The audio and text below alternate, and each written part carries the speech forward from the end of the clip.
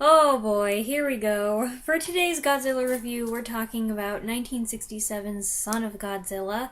The Japanese title for this one is Kaijuto no Kessen Gojira no Mosuko, which I guess means Monster Island's Decisive Battle, Son of Godzilla. This one was directed by Jun Fukuda, who also did the last movie, which was definitely the goofiest Godzilla movie I had seen. And then I saw this one. I think I've been very tolerant up to this point. I've accepted the goofy and corny moments of the Godzilla movies so far, and I've even affectionately embraced some of them. But I'll be honest with you, and this is really what it boils down to with this movie. I really don't like the baby Godzilla suit. I look at this thing, and my first reaction is, ugh, yuck, what is that? There's just something about him that puts me off. He's so rubbery and wet looking, and he's got those freaky eyes that make him look kinda human, but definitely not. I don't know, he just looks underdone, undercooked, underdeveloped. Gross. So the plot, if you want to know, involves a group of top-secret scientists, including Akihiko Hirata, testing an instrument that can control the weather. They seem sketchy like bad guys at first, but they're actually trying to prevent an overpopulated world from starving to death by cultivating hitherto barren lands. They are joined by a reporter, played by Akira Kubo, who drops in to get the scoop on what they're up to, and an island girl the reporter befriends, played by Beverly Maida. And oh yes, there be giant monsters. This island has a giant praying mantis problem. Giant as in man-sized, so, bad but manageable. But when these oversized praying mantises are affected by radiation from the experiment, they get bigger. These praying mantises are named Kamakuras. There's also a giant spider that lives on this island, called Spiga in the English version, but Kumanga in the Japanese version that we watched.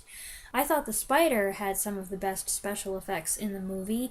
He gets a good introduction, he's a viable threat to the island inhabitants' safety, and I think his name is cool.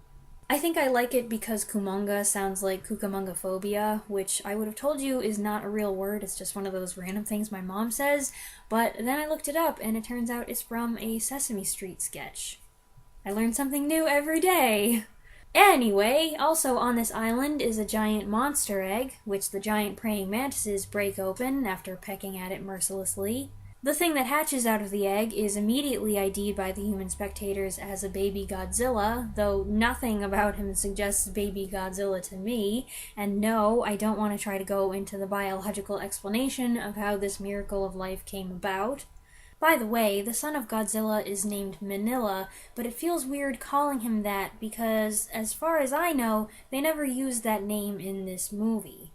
If they did, I missed it. The subtitles do go by awfully fast. I only saw the name show up after the end credits, when it says Godzilla, Kamakuras, Kumanga, and Manila are the property of the Toho Company.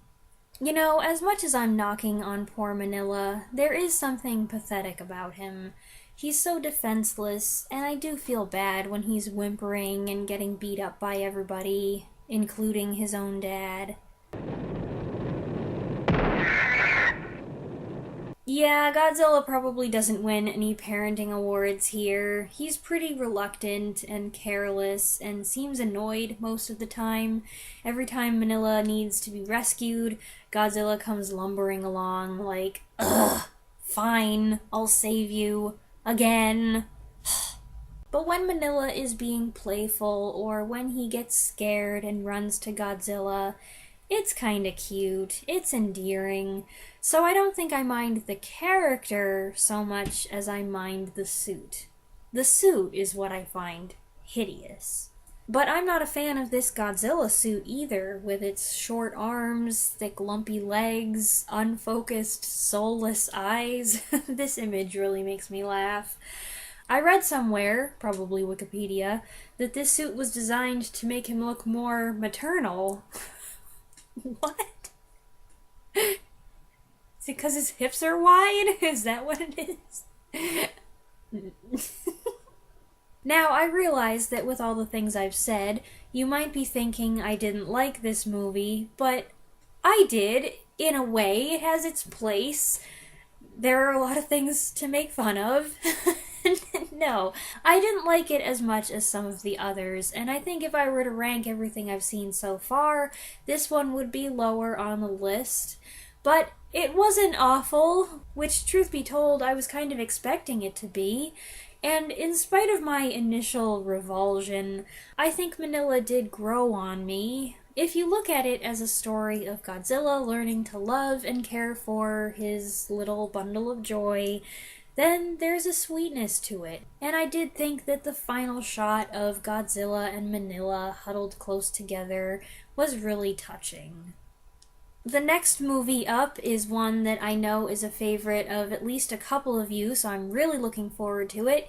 In the meantime, let me know down below what you thought of this one, and I'll see you again soon. Thanks for watching!